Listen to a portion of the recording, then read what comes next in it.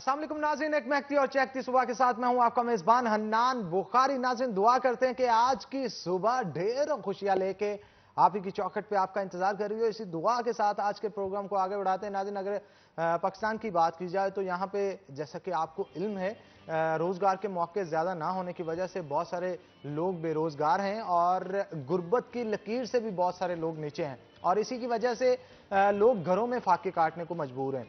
अगर खास तौर पे शहर फैसलाबाद की बात की जाए तो कोविड-19 की वजह से बहुत सारे लोग थे जिन्होंने अपने घरों का सामान बेच के जो है वो अपने घरों का सिस्टम जो है वो चलाने की कोशिश की, अशिया फ़ुरोनोश खरीदी। गैलब का सर्वे के अगर गुफ्तगू की जाए तो पाकिस्तान भर के अंदर एक माह के अंदर तकरीबन 2 महीने पहले की ये रिपोर्ट है, जिसके अंदर एक माह के अंदर पाकिस्तान भर से तकरीबन 27 लाख लोगों ने अपने घरों का सामान बेचा और सामान बेच के अपनी ज़रूरियात ज़िंदगी को पूरा किया, जो कि एक लम्हा फिक्रिया है। और इसके साथ साथ जहां पे गुर्बत बहुत ज़्यादा है, इसी बहुत सारी एनजीओ, बहुत सारे अदारे ऐसे हैं जो कि इंसानियत की फलाह के लिए काम करते रहते हैं और उन्हीं में से एक बड़ा, मैं कहता हूं बल्कि सबसे बड़ा पाकिस्तान का अगर कोई अदारा है तो वो सैलानी है, क्योंकि सैलानी की जानिब से ना सिर्फ और सिर्फ दुखी इंसानियत की मदद की जाती है बल्कि ऐसे लोग जो कि 2 वक्त की रोटी भी नहीं खा सकते। अगर शहर फैसलाबाद की बात की जाए तो खासतौर पर बहुत सारे चौकों चौराहों और मेन शाहराहों के ऊपर सैलानी वेलफेयर की जानिब से पॉइंट्स बनाए गए जहाँ पे बिना किसी शर्म के बहुत सारे लोग हैं जो कि खाना आके खा सकते हैं और रोजाना की बुनियाद पे हजारों लोग हैं जो कि इससे मुस्तफीद हो रहे हैं। बल्कि यही नहीं, इसके साथ साथ education system, water filtration plant जैसे बहुत सारे प्रोजेक्ट्स हैं जो कि सैलानी की जांच से शुरू किए जा रहे हैं। करोड़ों नहीं अरबों रुपए लोगों की फलाह के लिए खर्च किए जा रहे हैं और इसके साथ साथ लोग जो हैं उनका ट्रस्ट भी इनके ऊपर काफी बहाल होना शुरू हो गया। बहुत सारे लोग हैं जो कि इसके ट्रस्टी बन चुके हैं और एक बड़ा सिस्टम है जो कि लेके चल रहे हैं। अगर खास तौर पे कोविड-19 की बात की जाए तो कोरोना वायरस के फैलाव के बाद बहुत सारे लोगों का जब रोजगार बंद हो गया था, क्योंकि तमाम कारोबारी मरकज जो हैं उनको बंद किया गया था और मुलाजमत पेशा अफराद इससे सबसे ज्यादा जो है वो परेशान हुए थे। उनको घरों पे बैठना पड़ा और महीने की जब तनख्वाह नहीं मिलती थी तो घरों का राशन और सिस्टम किस तरह से चलाना था। तो उसके लिए भी सैलानी ने सबसे पहले जो है वो स्टेप लिया और लेने के बाद बहुत सारे लोगों के अंदर सैकड़ों की तादाद में लोग थे जिनकी लाइनें बना के फैसलाबाद के अंदर उनमें राशन डिस्ट्रीब्यूट किया गया और मरहलावार किया गया। ये नहीं कि एक जगह पे एक पॉइंट पे 3000 बंदे को राशन दे दिया है तो दूसरे पॉइंट पे नहीं दिया जाएगा, बल्कि शहर के मुख्तलिफ मुकामात पे जाके उन्होंने हजारों अफराद के अंदर राशन जो है वो डिस्ट्रीब्यूट किया। और ऐसे लोग जो कि दिन को बैठे ये सोच रहे थे कि रात का खाना किस तरह से खाना है, तो अल्लाह ताला की नेमत की तरह जो है वो जरिया बन के आए ये और इन्होंने मुख्तलिफ लोगों के अंदर राशन डिस्ट्रीब्यूट किया, जिसके बाद उन्होंने अपने घरों के अंदर जाके अपने चूल्हे गर्म किए और खाना पका के खुद भी खाया और बच्चों को भी खिलाया। तो ये नेकी का अमल है जिसे जारी सारी रखा हुआ है सैलानी ने। और आज इसी खास तौर पर गुफ्तगू करने के लिए हमने दावत दे रखी है। हमारे साथ हमारे साथ मोहम्मद शफीक मियां दाद साहब मौजूद हैं, तो वेलकम करते हैं सर आपको शो के अंदर। ट्रस्टी हैं सैलानी के और इसके साथ साथ सीनियर नायब सदर हैं small chamber and commerce industry के, और उनके साथ साथ हमारे साथ रमजान मिर्जा साहब मौजूद हैं जो कि सीनियर रिपोर्टर हैं हमारे सिटी 41 के। तो पहले मैं चाहूंगा मोहम्मद शफीक मियां दाद साहब की तरफ चलूं और उनसे सैलानी के हवाले से गुफ्तगू करूं। मियां साहब, क्या कहें शफीक साहब, आप अगर खास तौर पर बात की जाए शहर फैसलाबाद की, यहाँ पे बहुत सारे पॉइंट्स बनाए गए हैं जहाँ पे खाना तो खिलाया जा रहा है, लेकिन इसके साथ साथ दीगर प्रोजेक्ट्स हैं जो कि सैलानी शुरू करना जा रहा है। अब मैं देख रहा था कि पिछले दिनों वाटर फिल्ट्रेशन पॉइंट्स मुख्तलिफ जगहों पे बनाए गए। हमारे शहर फैसलाबाद का ज़ेरे ज़मीन पानी पीने के काबिल नहीं है, खारा पानी होने की वजह से यहाँ पे पानी का अक्सर मसला रहता है और लोगों को दूर दराज इलाकों से जाके जहाँ पे वाटर फिल्ट्रेशन प्लांट लगे होते हैं, लाइनों में लग के घंटे घंटे बाद बारी आती है और वहाँ पे पानी भरते हैं। लेकिन अब सैलानी की जांच से वाटर फिल्ट्रेशन प्लांट जो लगाए जा रहे हैं, इस हवाले से आप क्या कहेंगे? सबसे पहले तो मैं आप लोगों का शुक्रिया अदा करता हूं कि ये 41 की टीम ने हमें ये मौका दिया, स्पेशली मिर्ज़ा रमज़ान साहब का। तो ये मैं समझता हूं कि ये हमारे लिए और आपके इदारे के लिए भी ये एक इज़्ज़त की बात है कि हम लोगों ने, देखिए, हमने सिर्फ कोशिश की है, नीयत की है।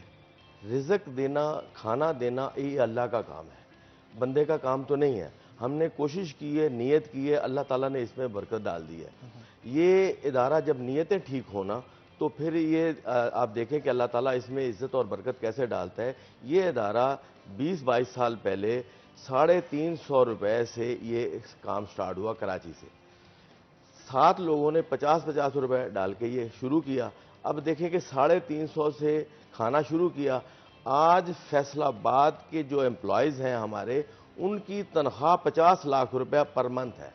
माशाल्लाह। ये मतलब सिर्फ मामला क्या है कि नीयत ठीक हो, काम करने वालों की हिम्मत हो, अल्लाह ताला इसमें मदद डालता है। इस वक्त हमारे 32 पॉइंट हैं जो कि खाना मतलब खिला रहे हैं। इसमें तकरीबन 20,000 लोग जो हैं वो डेली खाना खा रहे हैं। नंबर 2, जब ये आपने कोविड का नाम लिया, जिक्र किया, तो इसमें तकरीबन 42,000 लोगों को राशन तकसीम किया गया डोर टू डोर जाके। सिर्फ शहर फैसलाबाद में? सिर्फ शहर फैसलाबाद में 42,000 राशन तकसीम किया गया डोर टू डोर जाके, और 4 या 5 पॉइंटों पे ये 3-3, 4-4 हज़ार लोगों को राशन दिया गया। यहाँ पे जो हमारे पास लिस्टेड बंदे हुए थे, जो नॉमिनेट हुए थे, पॉइंट आउट हुए थे, उनको तो हमने डोर टू डोर जाके दे दिया। अब जो बाकी रह गए वो हमने पॉइंटों पे, मुख्तलिफ जगहों पे हमने इकट्ठ करके SOPs को फॉलो करते हुए हमने राशन तकसीम किया। उसके बाद इसके अलावा हमारा बहुत बड़ा मसला है ये पानी का, जो आपने जिक्र किया। जो हमारे फैसलाबाद में तकरीबन 42 फिल्ट्रेशन प्लांट जो है ना, RO प्लांट जो हैं, वो बंद पड़े हुए थे, जो कि काम नहीं कर रहे थे। वो हमने पिछले दिनों तकरीबन 1 महीना, सवा महीना हो गया, हमने वो टेक ओवर कर लिए, MOU साइन हो गया, और इस वक्त 25 जो उनमें से RO प्लांट हैं वो फंक्शनल हो चुके हैं, जो कि काम करना शुरू कर दिया है। 23 RO प्लांट इससे पहले इदारे ने खुद लगवाए हुए, जो हमारे ट्रस्टीज ने, जो मेंबर्स ने लगवाए हुए, वो उसमें यानी ये नहीं है कि उसमें कोई ज़कात के या खैरात के पैसे नहीं लगे, उसमें सिर्फ हमारे ट्रस्टीज के और मेंबर्स के लगे हुए पैसे।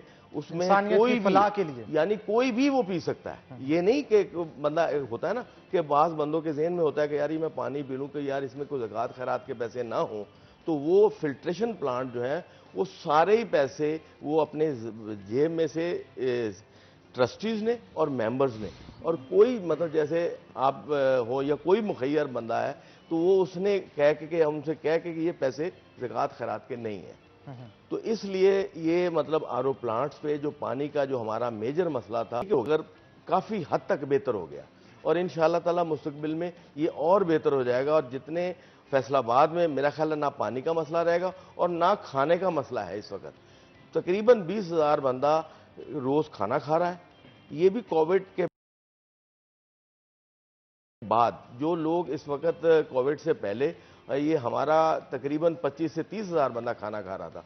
5 से 10,000 बंदा इस वजह से कम हुआ कि लोगों को स्मार्ट लॉकडाउन की वजह से जो मजदूरियां नहीं मिलती रही, वो अपने गाँवों को वापस चले गए, जिससे 5 से 7,000 बंदा जो है ना हमारा कम हुआ है इन दिनों में।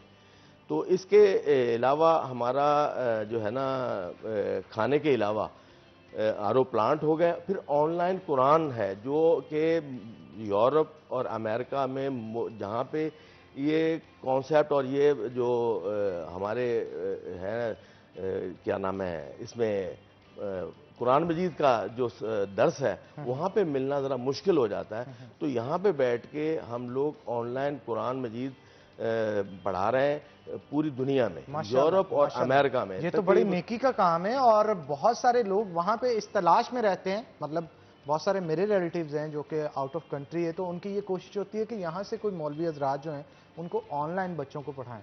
तो ये जो आपने प्रोजेक्ट शुरू किया है, तो ऑल ओवर दी वर्ल्ड जहाँ पे भी मुस्लिम बैठे होंगे उनको फ्री ऑफ कॉस्ट इस चीज़ की सहूलत होगी कि वो अपने बच्चों को कुरान सलानी के प्रोवाइड किए गए टीचर्स के जरिए पढ़ा सकते हैं। बिल्कुल।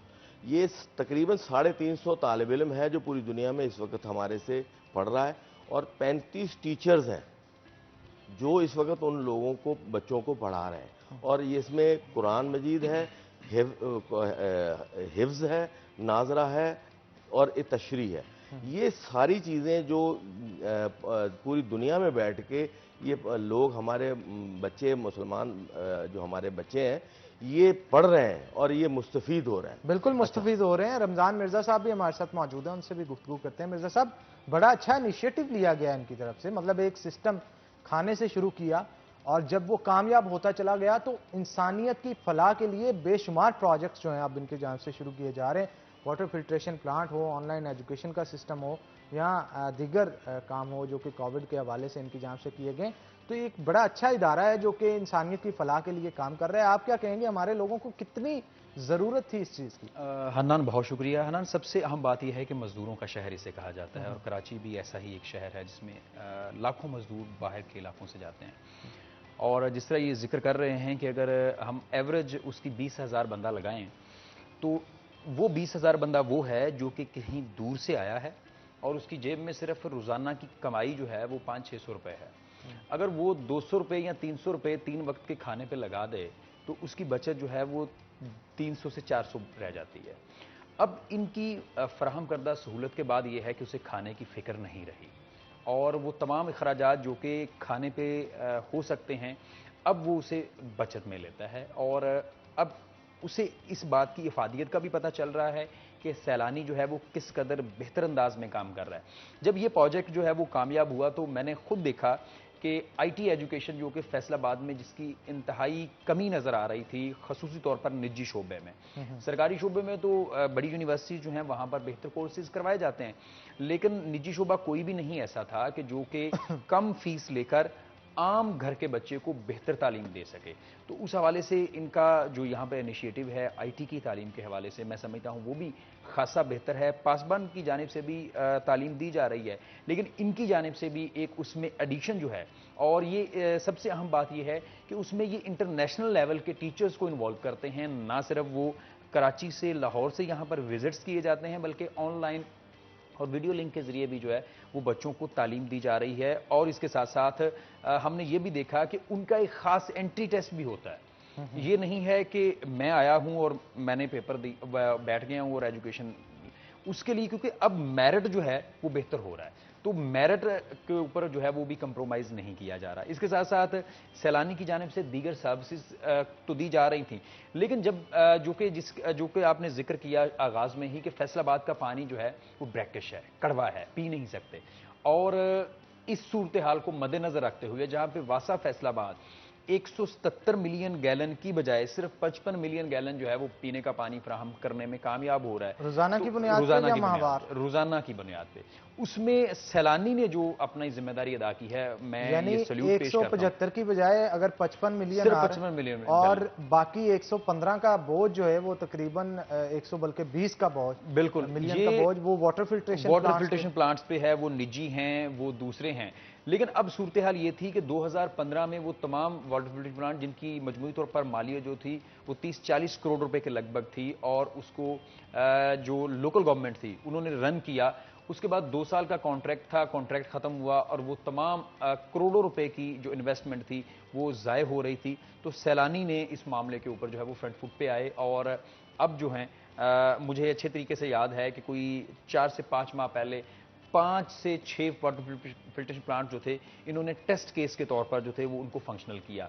जब उसमें कामयाबी नजर आई तो उसके बाद जो है वो अब कारपोरेशन के साथ जो है इन्होंने मुआहिदा किया है, और 1 बाई 1 तमाम फिल्ट्रेशन प्लांट्स को ना सिर्फ ओवरहालिंग की जा रही है उनकी, वहाँ पर पीने का साफ पानी फ्राहम किया जा रहा है और अखराजात को भी जो है वो देखा जा रहा है।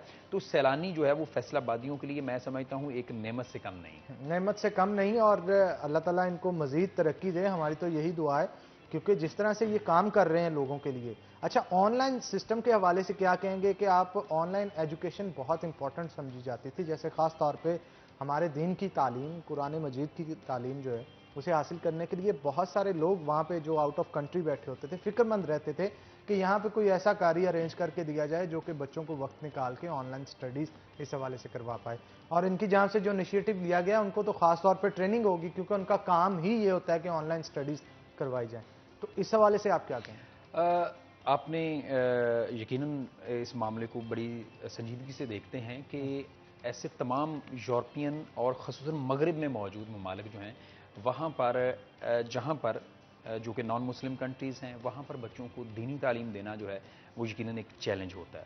और वहाँ पर तालीम के लिए आपके पास वसाइल भी मौजूद नहीं होते उस हद तक, जिस हद तक उनकी रिक्वायरमेंट होती है।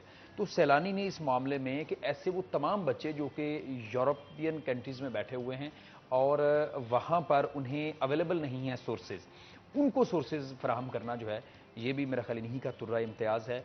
और कोविड-19 से पहले तक ऑनलाइन एजुकेशन का कोई भी कॉन्सेप्ट नहीं था, लेकिन सैलानी ने उससे पहले ही ऑनलाइन एजुकेशन के ऊपर काम किया हुआ था, जिस वजह से कोविड-19 के दौरान भी ऑनलाइन क्लासेस जो हैं और इसी तरह की जो दीगर शोबा है ज़िंदगी में मामला थे, वो सैलानी बाखूबी और बेहतर अंदाज में जो था वो अदा कर रहा था। और फैसलाबाद में मैं अगर 3 नाम नहीं लूँगा तो मेरा ख्याल उनके साथ भी ज़्यादती होगी। सबसे जो खुसूसी अहमियत के हामिल हैं शफीक मियांदाद साहब, ये ट्रस्टी के तौर पर जो है वो फैसलाबाद में काम कर रहे हैं। और इसके साथ साथ यासीन साहब हैं, वो भी हमारे बड़े अच्छे दोस्तों में से हैं। इरफान शेख साहब हैं, वो भी बहुत ही अच्छी शख्सियत के हामिल हैं और दिलचस्प मैं सादा दिल लोग, बिल्कुल सादा तबीयत लोग और बहुत अच्छे लोग, नरम मजाई लोग।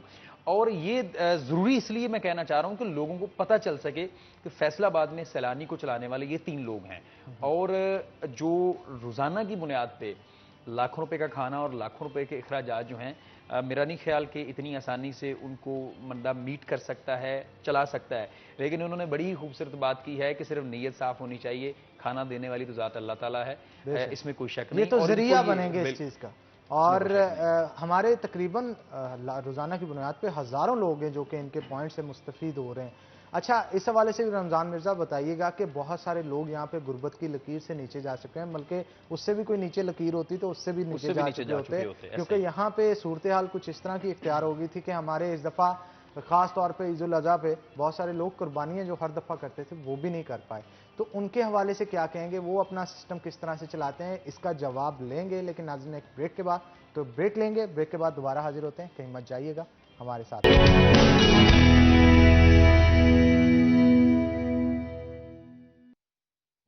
वेलकम बैक नाज़रीन, ब्रेक के बाद खुशामदीद। शफीक साहब हमारे साथ मौजूद हैं, सैलानी के हवाले से मजीद गुफ्तगू इनके साथ करते हैं। शफीक साहब क्या कहेंगे, बहुत सारे पॉइंट्स खाने के लिए तो बना दिए गए शहर के अंदर और बहुत सारे लोग मुस्तफीद भी उससे हो रहे हैं, लेकिन क्यों ना ऐसा किया जाए जिससे रोजगार के मौके फराम किए जाएं सैलानी की जानिब से और लोग खुद कमा के खुद खा पाएं। इस तरह का कोई प्रोजेक्ट शुरू किया गया है आपकी तरफ से? देखो नौमान भाई, हमने जो है ना, सबसे पहले जो मसला होता है ना खाने का, वो हमने कोशिश की सबसे पहले वो उसको मीट किया जाए। उसके बाद जो हमने ये किया कि आईटी में जो हमारे डीन हैं सर ज़िया साहब, वो इंटेल और सॉफ्टवेयर से अमेरिका से रिज़ाइन करके वॉलंटियर यहाँ पे आए और यहाँ पे अपना जो टैलेंट है अपने मुसलमान बच्चों को कन्वे करना चाह रहे हैं और उनको ट्रेन करना चाह रहे हैं। ये हमारा पिछले दिनों एक एंट्री टेस्ट था इस्लामाबाद, तकरीबन 10,000 स्टूडेंट्स ने वहाँ इस एंट्री टेस्ट में हिस्सा लिया और उस मौके पे हमारे थर से 2 तालिब इल्म थे जो कि हमारे आईटी से पढ़े हुए थे और उन्होंने आके स्पीच की। उन्होंने बताया कि जी मैं बहुत कमज़ोर घर का बच्चा हूँ, तो मेरा बाप मामूली सा काम करने वाला है। हमारे पास कोई कॉन्सेप्ट ही नहीं था कि हम लोग, क्योंकि अगर वो मोची था तो मैंने भी वो मोचियों का काम ही करना था, मगर सैलानी के आने के बाद ये हुआ कि मैंने आईटी से ये ट्रेनिंग लेके आज वो कह रहा था कि मैं $15,000 मैं कमा रहा हूँ, यानी एक महीने का, यानी आईटी एक्सपोर्ट की शुरू हो गई है पाकिस्तान में। ये भी अल्लाह की मेहरबानी से ये सैलानी को ही क्रेडिट जाता है कि जो इन्होंने स्टार्ट लिया है। देखिए, खाना खाने वाले जो मजबूर लोग हैं वो भी आने चाहिए, जो ये आज डोनर्स भी पैदा होने चाहिए। ये फूलों की जो गुलदान है, ये भी क्यारियां, ये भी लगनी चाहिए, बिल्कुल लगनी चाहिए, ताकि इससे ये लोग अच्छा ये आईटी के साथ साथ हमारे जो कराची में स्टार्ट हो गया है जो इंस्टीट्यूट है, ट्रेनिंग सेंटर है, यानी कोई बच्चे हैं ये मोटरसाइकिल मैकेनिकल इंजीनियर, मोटरसाइकिल सैलानी ने स्टार्ट कर दिया हुआ ट्रेनिंग सेंटर बना दिए और फिर हमारे कराची में मुख्तलिफ इदारों से MOU साइंस हो गए, जैसे गुल अहमद है, लाखानी है, ऐसे। और जो लोग हमारे इंस्टीट्यूट से ट्रेनिंग लेते हैं उन्होंने ये हमारे साथ MOU साइन कर लिया है कि आप जैसे इनको ट्रेन करें आप हमारे इदारे में भेज दें, इनको जॉब दी जाएगी, यानी नौकरी की, सर्विस की, जॉब की भी वो गारंटी देते हैं। अच्छा, वैसे ये गारंटीज तो यूनिवर्सिटीज भी नहीं देती हैं, और अगर सैलानी इतना बड़ा काम कर रहा है तो ये बड़ी अच्छी ये बात। हमारे फैसलाबाद में अपकमिंग जो है प्रोजेक्ट उनमें ये शामिल है, और चिन्योड में भी हमारा जो काम है ना वो स्टार्ट हुआ है, और अपकमिंग वो चिन्योड में भी काम शुरू हो रहा है। इसलिए फैसलाबाद में हम इंशाअल्लाह ताला हमारी नीयत है, सोच है, एक कोशिश है कि हमने ये कोशिश ज़रूर करनी है कि यहाँ पे कोई आदमी जॉबलेस ना रहे, कोई आदमी खाने के भूख से ना मरे। ये हमारा नीयत है और कोशिश है। इंशाअल्लाह ताला अल्लाह ताला इसी वजह से ये बिल्कुल जी, इसी वजह से अगर ये आगे बढ़ रहा है। वो कहते हैं ना कि अमाल का दारोमदार नीयतों पे है, तो जो आप अमाल कर रहे हैं उसकी नीयत को अल्लाह ताला बेहतर जानते हैं, और रब जब किसी की साफ नीयत को जानता है तो उसे आगे भी लेके चलता है, उसे तरक्की के मौके फराहम करता है। वो कहते हैं ना, अल्लाह ताला जब किसी को तरक्की देना चाहे तो उसे सोहबत वैसी देते हैं, उसे माहौल वैसा देते हैं, उसे दोस्त वैसे देते हैं, उसे मौके वैसे देते हैं। तो अगर आपकी नीयत साफ है तो अल्लाह ताला बेशुमार मौके इस तरह के पैदा करता है। और शायद यही वजह है कि सैलानी एक खाना खिलाने से लेके शुरू हुआ था सिस्टम, और कहां तक अब पहुंच चुका है, और इतने कम वक्त में। इसके लिए बड़ी अप्रिशिएटेबल। दो कराची में ना इस वक्त 63 शोबाजात में काम हो रहा है।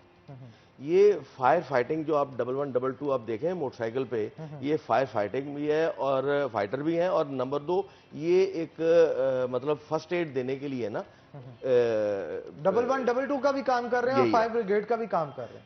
ये भी हमारे इदारे से जो है ना गवर्नमेंट में ये आया है, और ये इसलिए कि क्योंकि पुराने जो इलाके हैं ना, छोटी गलियों में ये जो फायर ब्रिगेड है वहां तक पहुंच नहीं सकती, नहीं पहुंच, और जब आग अल्लाह ना करे कोई ऐसा इंसिडेंट होता है तो वहां तक पहुंचना बड़ा मुश्किल हो जाता है।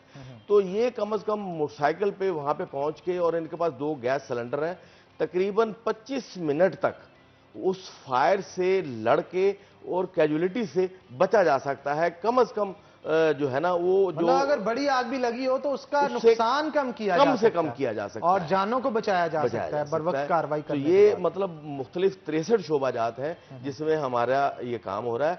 हमारे हजरत साहब ने जब ये 350 रुपए से 7 बंदों ने ये काम शुरू किया ना, तो एक नीयत की थी और एक ख्वाब देखा था कि भूख से पाकिस्तान में कोई बंदा भूखा रह के ना मरे जाए। तो आज अल्लाह का करम है कि हम उस तरफ काफ़ी गामजन हो चुके हैं।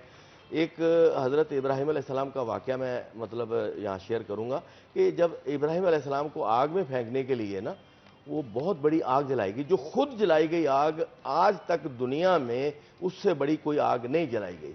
जब उस आग में इब्राहिम अलैहिस्सलाम को फेंका गया ना, तो एक चिड़िया जो है ना अपने चोंच में पानी का कतरा ला के उसमें दूर से, क्योंकि बहुत बड़ी आग थी, दूर से फेंक के भाग जाए।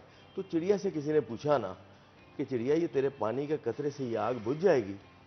तो उसने कहा ना बुझे, कम से कम क़यामत वाले दिन एक लिस्ट बनेगी कि जो आग जलाने वालों का नाम और आग बुझाने वालों का नाम, उस लिस्ट में मेरा नाम तो आ जाएगा। ये नीयत है हमारी कि कम से कम हम ये नहीं कह रहे कि हम दुनिया में कतरे तो कतरे से दरिया बनता हम ये जरूर हमारा मकसद है कि चलो एक लिस्ट बनेगी क़यामत वाले दिन, उस लिस्ट में तो हमारा नाम आ जाएगा।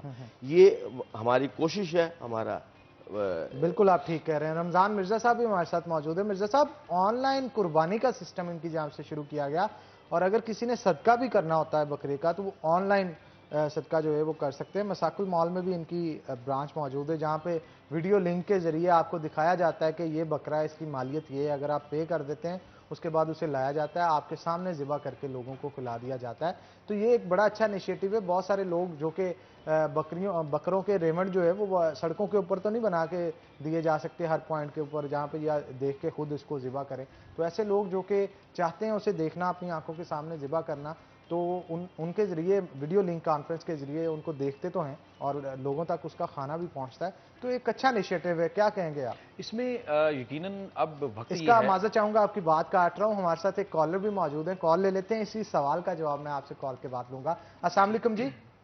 सर, मेरे पास इतना सारा बैलेंस नहीं है कि मैं कॉल कर सकूं। ये जो प्रोग्राम है सैलानी का, ये बेहतरीन प्रोग्राम है, और उसमें वो लोग आपके साथ कांटेक्ट रखेंगे जो लोग डिजर्विंग है। तो उनके पास इतना सारा वो क्रेडिट नहीं होता, ना उनके पास इतना सारा बैलेंस होता है कि वो अपनी बात को शेयर कर सके।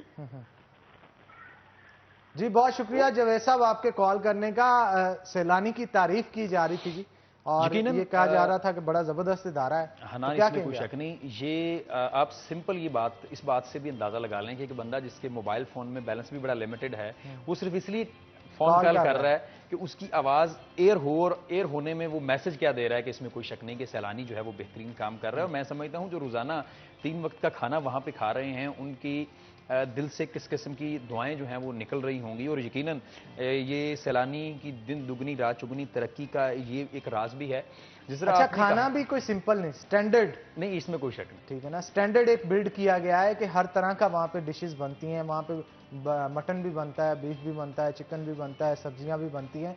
तो हर तरह का खाना वहाँ पे प्रोवाइड किया जाता है, ताकि किसी को ये महसूस ना हो कि अगर वो सैलानी की जान से बनाया जा रहा है तो इसका जो स्टेटस है वो कम होगा। इसमें कोई शक नहीं। झंग रोड के ऊपर, डिचकोट रोड के ऊपर इन्होंने सेंटर्स भी कुछ ऐसे बनाए हैं कि बाहर शीशे लगे हुए हैं। अगर किसी का दिल करे कि भाई मैंने शीशे वाले होटल में खाना है, तो वो वहां पे जाके इस फीलिंग्स को जो है वो महसूस कर सकता है।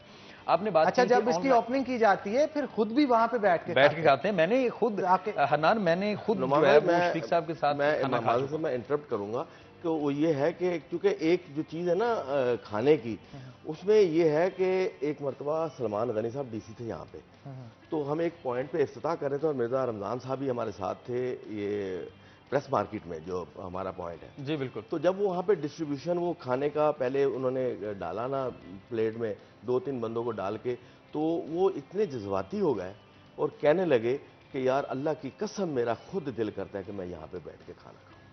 यानी वो इतने जज्बाती होके, यानी उन्होंने कसम खा के ये कही। और ये मैं समझता हूं कि ये देखें, ये जीत थी आपके, ये अल्लाह की मेहरबानी थी। नंबर 2, जो गोट के मामले में ना सदके के बकरे का जिक्र आपने किया, उसमें हम लोग ये है कि हमारे पॉइंट हैं और यूनिवर्सल नंबर जो है ना वो आपके हर हमारी ब्रांच पे ओवर लगा हुआ है। आप बकरे का जो सदका है ना, ये नहीं कि पॉइंट पे ही आके आप ज़िबा करवाएं, आप उन्हें कॉल करें। आप कॉल करके उन्हें कहें कि जी ये मेरा एड्रेस है, इस एड्रेस पे आप मुझे बकरा पहुंचाओ, मेरे घर पहुंचाओ। वो घर आपके बकरा लेके पहुंचेंगे और वहां पे ज़िबा करके आपसे के सामने, कई लोगों का ज़हन होता है कि जी मेरे कमरे में भी घुमाओ, मेरे बच्चों को हाथ लगवाओ।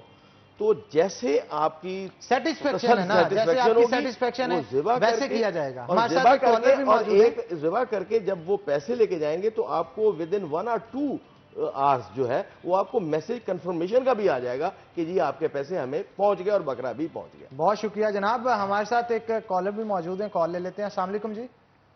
जी वालेकुम सलाम। हनान साहब कैसे हैं, ठीक हो सर? जी अल्हम्दुलिल्लाह, आप उम्मीद से ठीक होंगे। और क्या सवाल करना चाहते हैं? हमारे साथ मिर्जा साहब भी मौजूद हैं और शफीक साहब भी। जी ऐसा सवाल नहीं है मेरा, जस्ट मैं अप्रिशिएट करूंगा सैलानी वेलफेयर ट्रस्ट को, बहुत अच्छा काम कर रहे हैं माशाल्लाह से, और एक्स्ट्रा ऑर्डनरी जो लोग हैं इससे मुस्तफीद हो रहे हैं। प्लस अभी मैं सुन रहा था कि 62 के 3 इनके प्रोजेक्ट हैं जिसके ऊपर ये काम कर रहे हैं। जी जी मूसा साहब बोलिए। तो 62 के 3 कह रहे हैं कि प्रोजेक्ट, मेरा ख्याल है कि जी जी बिल्कुल बिल्कुल। लेकिन अभी मेरा ख्याल है कि आम पब्लिक जो डोनेट करनी चाहती होगी ना, उसके इमेज एक जस्ट यही है कि ये जस्ट भूखों को खाना खिलाते हैं। इसके अलावा मेरा ख्याल है कि थोड़ी ना तशहीर की जरूरत है, कोई मतलब कि लोगों को एजुकेट करना होगा कि इनके ये प्रोजेक्ट जो है वो चल रहे हैं और इसमें लोग इससे मुस्तफीद हो रहे हैं, ताकि जो डोनेट करना चाहें वो इसको डोनेट करें और जो इससे मुस्तफीद होना चाहें वो इससे मुस्तफीद हो जाएं।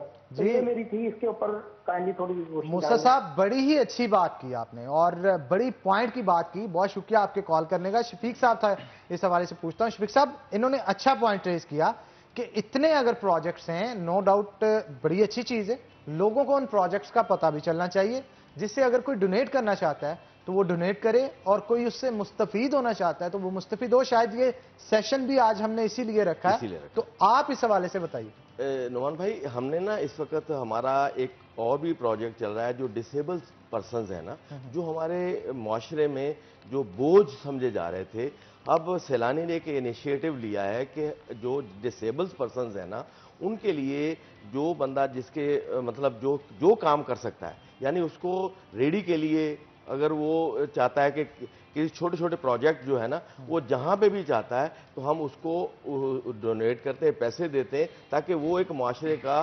कारआमद जो है ना फर्द बन जाए और हिस्सा बन जाए।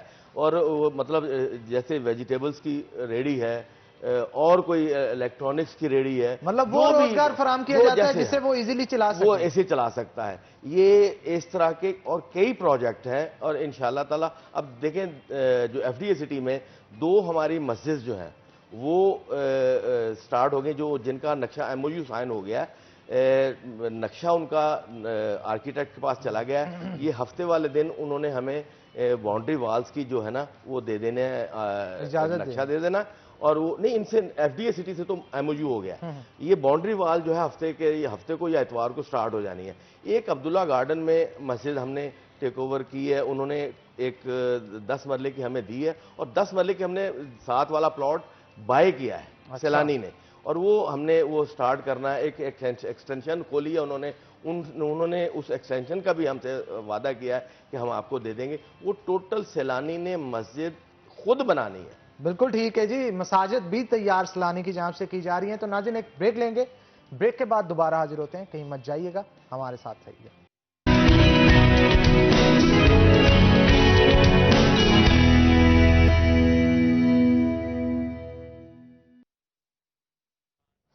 वेलकम बैक नाज़रीन, ब्रेक के बाद खुशामदीद। शफीक साहब हमारे साथ मौजूद हैं। शफीक नियादाद साहब से अब मजीद क्वेश्चनिंग सैलानी के हवाले से करते हैं। शफीक साहब, खास तौर पे इनसाइड पाकिस्तान तो बहुत सारे प्रोजेक्ट्स हैं जो कि सैलानी की जांच से शुरू किए जा रहे हैं। कोई आउट ऑफ कंट्री भी जाके मुसलमानों की फेवर के लिए कोई काम किया गया है? इसमें नुमान भाई, जब सीरिया का मामला आया ना, तो सीरिया के जो लोग हैं उस वक्त हमारे मुसलमान भाइयों पे बहुत ही बड़ी आफत आई, जो कि टर्की और शाम के बॉर्डर पे जाके लोग इकट्ठे हुए। फिर हमने सैलानी वेलफेयर ने, हमारे हजरत साहब खुद गए वहाँ पे।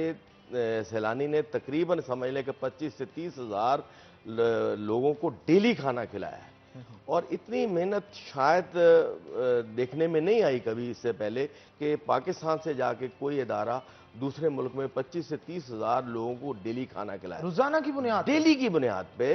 और नंबर 2, इसके अलावा इस वक्त हमारा इंग्लैंड में भी मैनचेस्टर में खाना शुरू हो गया, अमेरिका में जो है खाना शुरू हो गया एक प्रोविंस में।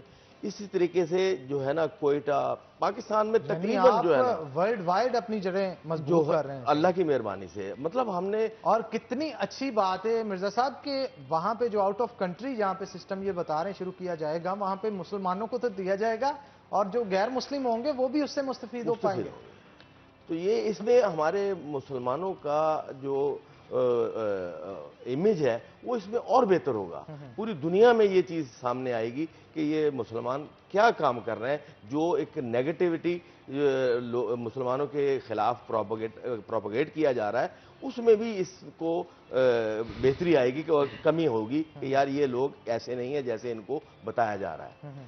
तो इस वक्त हमारे फैसलाबाद में 1400 खानदानों को डेली मंथली वाइज खानदानों को राशन दिया जा रहा है। ये सैलानी के खानों के अलावा, ये खानों के अलावा उनके घरों में पहुंचता है, जो कि जिनके कार्ड बने हुए हैं, और 1400 खानदानों का मंथ वाइज राशन उनको तकसीम किया जा रहा है। जो मुस्तहिक हैं, जो मुस्तहिक हैं, उनकी बाकायदा मतलब रैकी करके उसको देख के हमारे असलम डैडी साहब हैं, उनकी मिसेज हमारी बाजी, वो लोगों के घरों में, ताकि किसी को ये उनकी ईगो जो डिस्टर्ब ना हो, उस तरीके से जाके, ये नहीं कि मोहल्ले से पूछा जाए, उनसे पूछा जाए, किसी से नहीं पूछा जाता, बल्कि हमारी बहन उनके घर अंदर जाके घर का हालात को देखते हुए वो उनको देखते हैं। और फिर जैसे ही आप उसके दरवाजे को लांग के अंदर जाते हैं तो आपको तमाम सूरत हाल वाज़ेह हो पता चल जाता है। तो बाजी का तजर्बा भी हो गया है, और इस हिसाब से वो मुस्तहिक लोगों तक, ये 1400 खानदानों को राशन तकसीम हो रहा है। ये अल्लाह की मेहरबानी है। मतलब मैं समझता हूँ कि अगर हम जैसी मैं ये आपको बता रहा हूँ ना, तो ये यकीन में उतरना भी बड़ा मुश्किल सी बहुत बात। मुश्किल है। मिर्जा साहब, आप क्या कहेंगे इस हवाले से?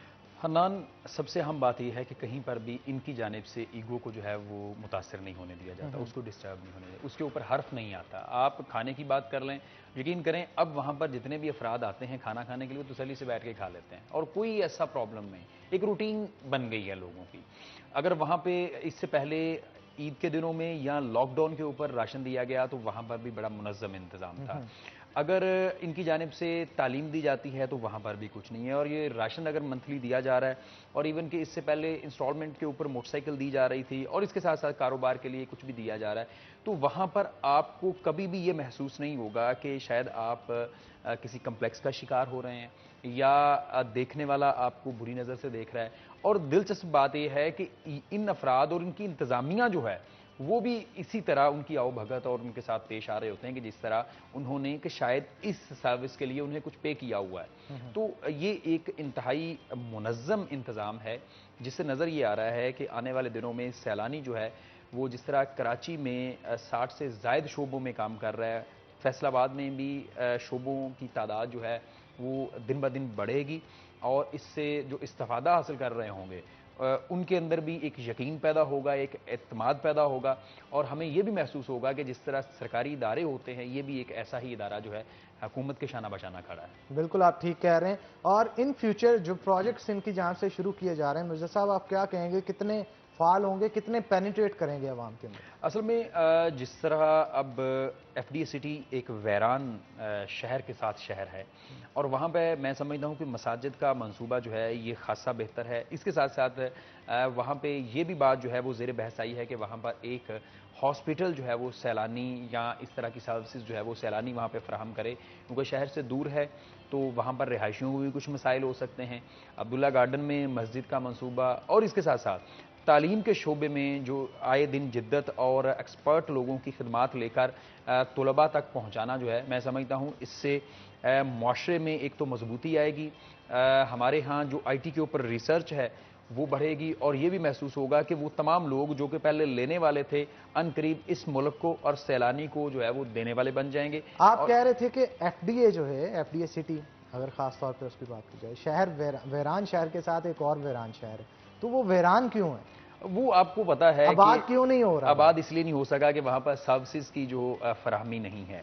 तो जब आप किसी जगह क्या इतना बड़ा प्रोजेक्ट लगाने से पहले सर्विसेज के हवाले से सोचा नहीं गया? मेरे भाई ये तो 2005 के अफसरान बेहतर अंदाज में बता सकते हैं और उसके बाद आने वाले वो अफसरान बेहतर अंदाज में बता सकते हैं। हम तो सिर्फ ये बता सकते हैं और उससे जो नतीजा है वो खुद शहरी अक्स कर लें, नाजरीन अक्स कर लें कि उसके आसपास बनने वाली तमाम तर कॉलोनीज में इस वक्त प्लॉट लेना भी मुश्किल है, लेकिन वाहिद सरकारी कॉलोनी है जहां पर प्लॉट बेचना मुश्किल। अच्छा, ये बड़ा लम्हा फिक्रिया हमारे शहर के लिए कि यहाँ पे जो FDA से अप्रूव नहीं भी होती कॉलोनियां, लोग आंखें बंद करके वहां पे उन पे ट्रस्ट करते हैं और पैसे पकड़ा देते हैं। लेकिन यहाँ पे FDA की जान से अप्रूव्ड जो इदारा कॉलोनियां अप्रूव करता है उसकी जान से जो बनाई गई है अपनी कॉलोनी और कोई आंख उठा के नहीं देखता। ये सिर्फ 15 साल पुरानी कॉलोनी है। अगर हम 90s में बनने वाली कॉलोनी जो कि मिल्लत टाउन है जिसको 30 साल से ज्यादा का अरसा गुजर चुका है, वहां पर भी अभी भी 50% से ज्यादा प्लॉट्स खाली हैं। और इसके बाद ये बनी, इसके अलावा फाटा ने कॉलोनी बनाई URO, वो इस वक्त वैरान है और सरकार की बनाई हुई बेशतर कॉलोनियां जो हैं वो इस वक्त भी वैरानी का मंजर पेश कर रही हैं। क्या नजर आता है आपको? फ्लॉ कहां पे है? फ्लॉ नजर ये आता है कि दयानतदारी नहीं है कहीं पर। और अगर एक ऑफिसर भी मुतलका इदारे का दयानतदारी से काम करे, मैं नहीं समझता कुछ ऐसा होने वाला है। मैं हर बंदा यहाँ पे प्लॉट्स पे इन्वेस्टमेंट करना चाह रहा है, लेकिन सरकारी कॉलोनियों को अलावा, क्योंकि वहां पर तमाम तर चीजें मुयस्सर होने के बावजूद कुछ भी नहीं हुआ और अफसोसनाक बात लटका दी जाती हैं। क्या किया गया? आखिर वजह मसला कहां पे पेश आता है शहरियों को जिसकी वजह से एतमाद उठ गया? सबसे अहम मसला जो FDA सिटी का है कि वहां पर आज 15 साल गुजर जाने के बाद भी, मंजूर शुदा कॉलोनी होने के बाद भी वहां पर बिजली नहीं है। और फेस्को की कारकर्दगी के ऊपर भी सवालिया निशान ये है कि फैसलाबाद की गैर कानूनी कॉलोनियों पे जो कि बायलाज के खिलाफ हैं, उनमें बिजली जो है वो धड़ल्ले से दी गई और अभी वो चल भी रही है। फैसलाबाद में 302 कॉलोनीज जो हैं वो इलीगल हैं। पूरे डिवीजन में 700 से ज्यादा कॉलोनीज इलीगल हैं और इनमें से 600 से ज्यादा कॉलोनीज वो हैं जहां पर इस वक्त बिजली दी गई है। एफआईए ने 5 कॉलोनियों के खिलाफ कार्रवाई की, उनको पकड़ा और फिर मामला जो है वो सेटल हो गए और अभी भी 600 कॉलोनी ऐसी हैं। इवन के फैसलाबाद की पेरिफेरी में डिवीजन पूरा चेक कर लें, गैर कानूनी कॉलोनियों की भरमार है, बिजली दी जाती है, सुई गैस दी जाती है, पानी दिया जाता है, सिविल सर्विसेज दी जाती हैं, तमाम सर्विसेज दी जाती हैं, लेकिन बाईलॉज चेक कर लें, आप किसी भी एक गैर कानूनी कॉलोनी को एक यूटिलिटी सर्विसेज नहीं दे सकते। लेकिन हुक्मरान जो हैं वो चुप करके बैठे हैं, सीएम चुप करके बैठे हैं, पीएम चुप करके बैठे हैं और अब जो है तामीराती शोबे को परवान चढ़ाने के लिए एक नया मंसूबा जो है वो बनाया जा रहा है। फैसलाबाद शहर के साथ शहर वीरान है, लाहौर के साथ एक नया शहर बनने जा रहा है। अब देखें वीरानियां किस हद तक फैलती हैं। हमने सारी ज़रूरी ज़मीन जो है वो कॉलोनियों में जो है वो धकेल दी है और यही वजह है कि आज हम खाने को तरस रहे हैं। मामलात अच्छे होने के बावजूद, अप्रूव होने के बावजूद बिजली क्यों नहीं फराहम वहां पे की जा रही है? मसला कहां पे आ रहा है? सबसे बड़ा मसला ये है, वहां पर 14,000 से ज्यादा प्लॉट्स हैं। अब 14,000 घरों को बिजली फराहम करने के लिए आपको अलग से फीडर्स वहां पे बनाने पड़ेंगे। अच्छा, एफडीए के जेब में पैसे नहीं थे, इन्होंने जो पैसे एफडीए ने ये सोच समझ के प्रोजेक्ट नहीं काटा, उन्होंने 14,000 प्लॉट दे दिया, उनको नहीं था पता कि बिजली कहां से आनी थी।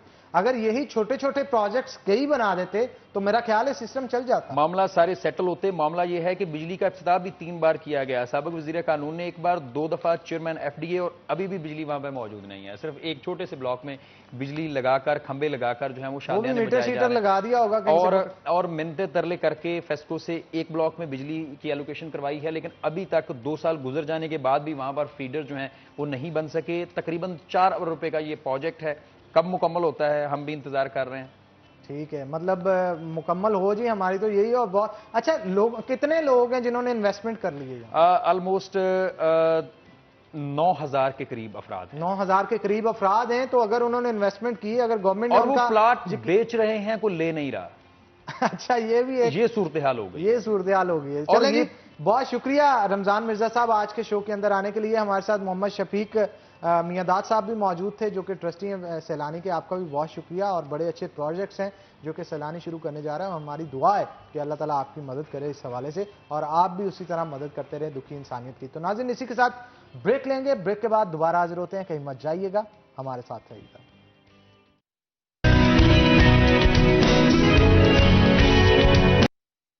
वेलकम बैक नाज़रीन। ब्रेक के बाद खुशामदीद। और खास तौर पे शहर फैसलाबाद की नाज़रीन बात की जाए तो यहाँ पे स्पोर्ट्स के हवाले से बहुत सारी प्रॉब्लम्स हैं जिनको खिलाड़ियों को फेस करना पड़ता है, चाहे वो साइकिलिंग से रिलेटेड हो, एथलेटिक्स हो, या फिर इसके साथ साथ क्रिकेट या फुटबॉल या हॉकी के ग्राउंड हो। तमाम जितने भी स्पोर्ट्स यहाँ पे मौजूद हैं, चाहे उनके अंदर कबड्डी आ जाती हो, अगर उनको गिला रहता है तो सहूलियात की फराहमी के हवाले से बहुत ज़्यादा गिला रहता है। उनका कहता है कि कहीं पे तो ग्राउंड नहीं मौजूद, और अगर किसी चीज़ के ग्राउंड मौजूद है तो वहाँ पे आम तौर पे लोगों को खेलने की इजाज़त नहीं होती। अगर इजाज़त होती है तो उनके पास फंड्स नहीं होते। अगर उनके पास फंड्स होते हैं तो ऐसे लोग जो कि आगे आना चाहते हैं और जिनके अंदर टैलेंट होता है उनको लाया नहीं जाता। और ऐसे लोग जो कि टैलेंटेड होते हैं, फील्ड के अंदर काम कर रहे होते हैं, अपना नाम बना चुके होते हैं, मुल्क और मुल्क से बाहर भी जाके अपने मुल्क के नाम को रोशन कर चुके होते हैं, इसके बावजूद भी उनकी खातिरख्वाह जो है वो तनख्वाह नहीं लगाई जाती, उनको मुआवजा इतना नहीं दिया जा सकता कि वो अपने घर का सर्कल चला सके। और ट्रेनिंग जो है वो एक इंपॉर्टेंट फैक्टर है किसी भी स्पोर्ट्स मैन और वुमेन के लिए, लेकिन ट्रेनिंग के लिए खास तौर पे जो ग्राउंड्स प्रोवाइड किए जाते हैं वो यहाँ पे ना होने के बराबर है। अगर खास तौर पे बात की जाए क्रिकेट की तो उसके मैदान बहुत कम है, फुटबॉल का कोई मैदान मौजूद नहीं है सही तरीके से बनाया गया हो, और इसके साथ साथ हॉकी का जो स्टेडियम है उसके खुद से बहुत बुरे हालात हैं। इसके अलावा स्टेडियम के अलावा भी कोई हॉकी का ग्राउंड मौजूद नहीं है। कबड्डी वालों के जान से जो पिछले दिनों हमारे शो के अंदर भी आए थे, उनकी जान से भी कहा गया था कि हमने वर्ल्ड चैंपियनशिप जो जीती है वो अपने बलबूते पे जीती है, और अपने बल के ऊपर अखाड़े बना के उनके अंदर ट्रेनिंग्स की थी। गवर्नमेंट की तरफ से कोई अखाड़ा प्रोवाइड नहीं किया गया।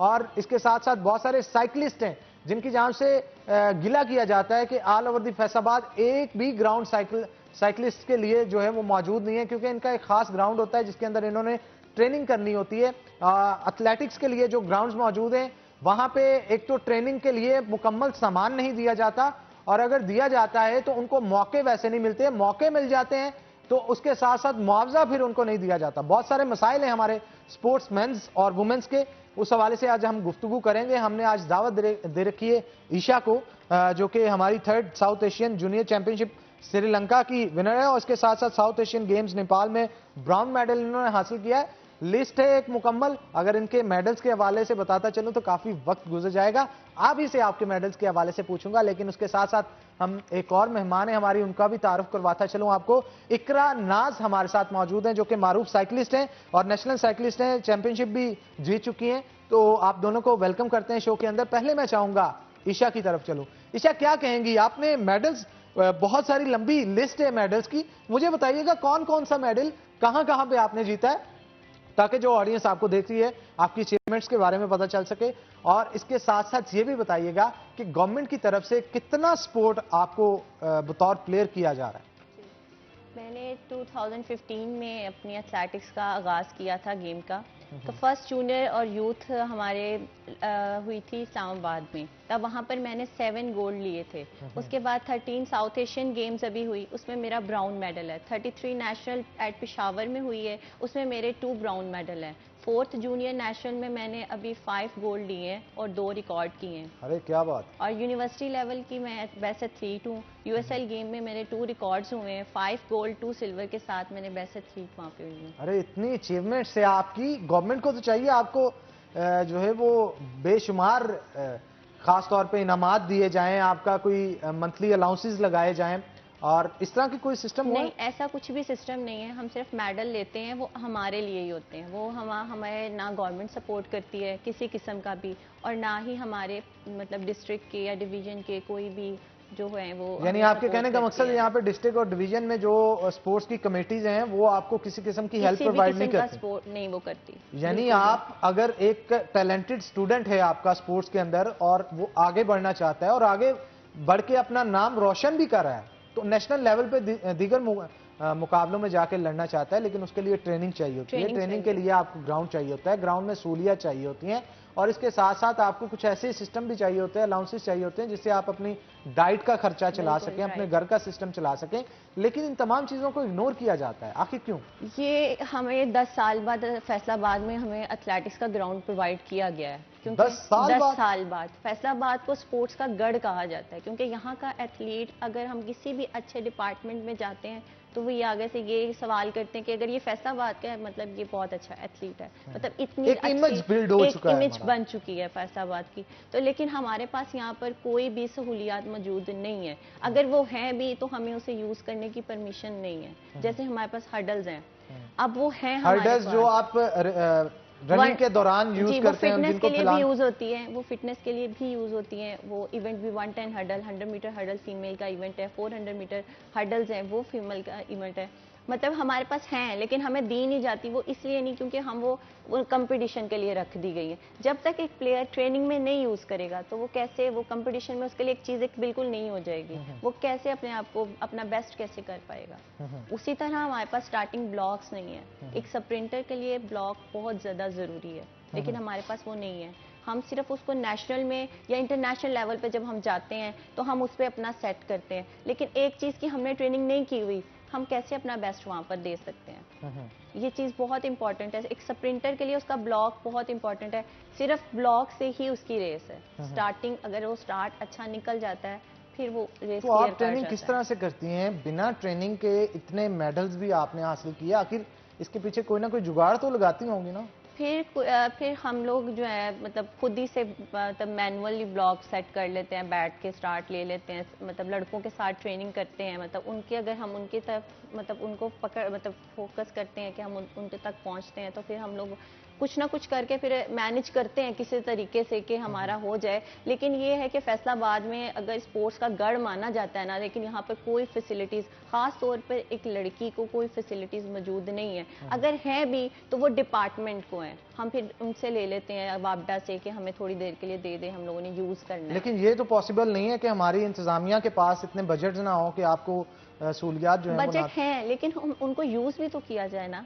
फिर हम ये कहते हैं कि जी इंडियंस अच्छे हैं हमसे, वो उनकी परफॉर्मेंस हमसे अच्छी है, वो हमसे बेटर है। वो हमसे बेटर नहीं है।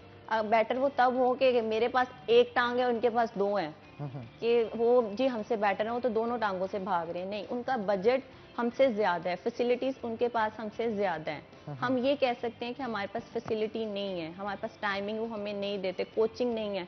अब हम लोग साउथ एशियन गेम पे गए हैं, नेपाल, और वहाँ पर वो सब कहते हैं कि हमारे 6-6 माह से कैंप लगे हुए हैं। हम 6-6 माह से, 1-1 साल से अपने घर नहीं गए। हम इस चीज़ का एम बनाकर एक ट्रेनिंग कर रहे हैं, एक फोकस है हम लोग का।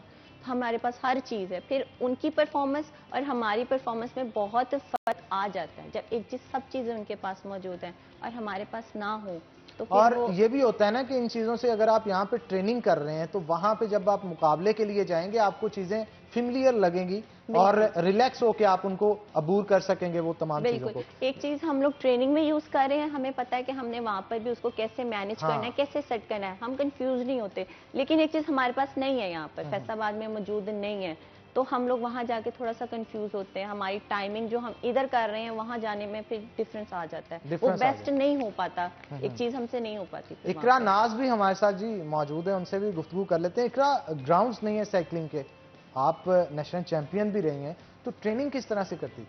जी, वुमेन्स के लिए बहुत ही मुश्किल है ये ट्रेनिंग करना, क्योंकि साइकिलिंग जो है वो इंडोर हो, वुमेन्स के लिए तो बहुत अच्छा है, क्योंकि रोड पे जाना बहुत मुश्किल है वुमेन्स के लिए, खास तौर पे वहाँ पे कंट्रोल जो है, ट्रैफिक ज़्यादा होती है, तो वहाँ पे हादसा का बहुत खतरा होता है। हादसा के साथ साथ आपने एक मखसूस रफ्तार में जाना होता है जहाँ पे अपने स्टेमिना को इंक्रीज करना होता है और साइकिल की स्पीड को भी बढ़ाना होता है ताकि अपनी लिमिट्स को क्रॉस कर सकें। लेकिन जब आपके आगे कोई ना कोई ट्रैफिक आ जाएगी और आपको बाइक रोकनी पड़े, जो साइकिल है उसे रोकना पड़ेगा और दोबारा से उसे स्पीड अप करने के लिए अच्छा खासा जोर चाहिए होता है। तो ये बहुत सारे मामलात हैं, इनको कभी आपने डिस्कस नहीं किया इंतजामिया के साथ कि हमें कोई ग्राउंड या कोई रोड कोई ऐसा प्रोवाइड किया जाए जहाँ पे हम ट्रेनिंग कर सकें? जी बिल्कुल, वहाँ पे इतना कंफर्टेबल नहीं होता बंदा, क्योंकि ग्राउंड जो है उसमें अपना स्टेमिना बढ़ाना बहुत इजी है। अपनी लिमिट्स जो है वो, जो अपना स्टेमिना है उसको मजीद बढ़ा सकते हैं अपनी स्पीड के साथ, लेकिन रोड पे ऐसा नहीं होता। और हमने काफ़ी बार कमिश्नर साहब से बोला था कि हमें ग्राउंड चाहिए, फैसलाबाद में कोई ग्राउंड नहीं है, कच्चा ग्राउंड तक नहीं है कि कच्चे पे चला दे बंदा, वो भी नहीं। अपनी मदद आप हम खुद कर रहे हैं। यहाँ की फैसलाबाद की जो डिस्ट्रिक्ट और डिवीज़न है साइकिलिंग एसोसिएशन, वो अपनी मदद आप अपनी जेब से पैसे लगा के हमें ट्रैक्टर लगा के ग्राउंड बना के दे रही है, लेकिन वो भी अभी चलने के काबिल नहीं है कि वो वहाँ पे जाकर ट्रेनिंग करने, क्योंकि वहाँ पे कोई चारदीवारी नहीं है, कोई कुछ नहीं है। क्योंकि इसके लिए खास तौर पे ईशा गेटअप आपने करना होता है साइकिलिंग के लिए और पूरा गेटअप करने के बाद आप साइकिल पे बैठ के उसकी ट्रेनिंग करते हैं, तो उसके लिए आपको सिक्योर इन्वायरमेंट चाहिए होता है। तो सिक्योर इन्वायरमेंट जब तक नहीं मिलेगा एक लड़की कभी भी उस तरह से ट्रेनिंग नहीं कर पाएगी जैसे उसे करनी चाहिए। तो इसके बावजूद आप नेशनल चैंपियन हैं, और किस तरह से अपने आप को मैनेज करती थी, कैसे ट्रेनिंग करती थी? असल में मेरे बाबा जो हैं वो मुझे करवा रहे थे स्टार्ट से। मैंने पहला जो इवेंट खेला वो डिस्ट्रिक्ट का था और मेरे बाबा मेरे साथ थे, उन्होंने मुझे फुल सपोर्ट किया। वो मेरी कोचिंग भी कर रहे थे, मेरे बाप भी अच्छा, हैं, मेरे यानी दोस्त भी हैं। आपके बाबा ही आपकी कोचिंग करते हैं? जी। और उन्होंने साइकिलिंग के अंदर आपकी तमाम जो है वो कोचिंग की? जी, वो खुद करवा रहे हैं, दूसरे बच्चों को भी करवा रहे हैं। वो डिस्ट्रिक्ट और डिवीजन के प्रेसिडेंट हैं साइकिलिंग एसोसिएशन के, और उन्होंने मुझे हमेशा सपोर्ट किया है कि आप बच्चे, अगर दूसरे बच्चे कर रहे हैं तो मैं अपनी बेटी को भी करवाऊंगा और दूसरी बेटियों को भी करवाऊंगा। और आप खुशकिस्मत है, आपके बाबा ऐसे हैं जी। और आपको हर चीज के अंदर आगे देखना चाहते हैं। और ये गेटअप जो साइकिलिंग का है वो काफी किट जो है वो वुमेन्स के लिए खासतौर पे इंडोर ठीक है, लेकिन रोड पे जाना उनके लिए ठीक नहीं है। तो मेरे बाबा मुझे करवा रहे हैं, दूसरी लड़कियों भी साथ करवा रहे हैं। तो उसके लिए ग्राउंड होना बहुत जरूरी है, किट्स होना बहुत जरूरी है। ये जो साइकिल्स हैं वो जो यूज हुए होते हैं वो भी 2.5 लाख 3 लाख का आम मिलता है, बैरूनी मुल्क से आते हैं, यहाँ से नहीं मिलते। अच्छा, जो प्रोफेशनल साइकिल्स वो एल्यूमिनियम के बने होते हैं, उन लाइट वेट होते हैं ना, और उनके टायर्स भी कुछ मखसूस अंदाज में बनाए गए होते हैं ताकि स्पीड 1.5-2 लाख का एक टायर आता है साइकिल का। और वो आम लोग जो हैं जो जुनून रखते हुए भी नहीं ले सकते, और गवर्नमेंट को चाहिए कि वो इनको साइकिल प्रोवाइड करें।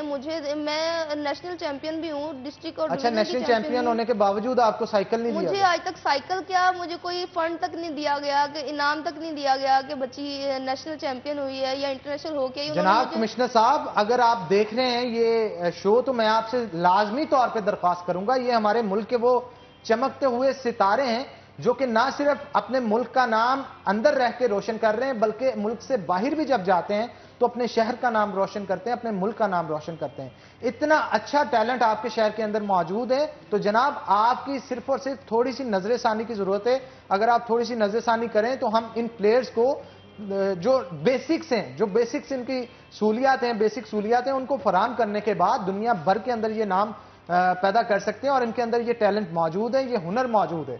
हम इनके हुनर को जाया कर रहे हैं। तो जनाब अगर आप ये शो देख रहे हैं तो आप फौरी तौर पे हमारी आपसे यही दरख्वास्त है कि एक्शन लें, और एक्शन लेने के बाद कहां पे फ्लॉज आ रहे हैं, आखिर कौन सा वो अफसर है जो कि इनको फंड्स प्रोवाइड नहीं कर रहा, फंड्स मौजूद होने के बावजूद भी आप इस चीज का पता लगवाएं, और अगर फंड्स मौजूद हैं इनको ग्राउंड्स इसके बावजूद क्यों नहीं दिए जा रहे।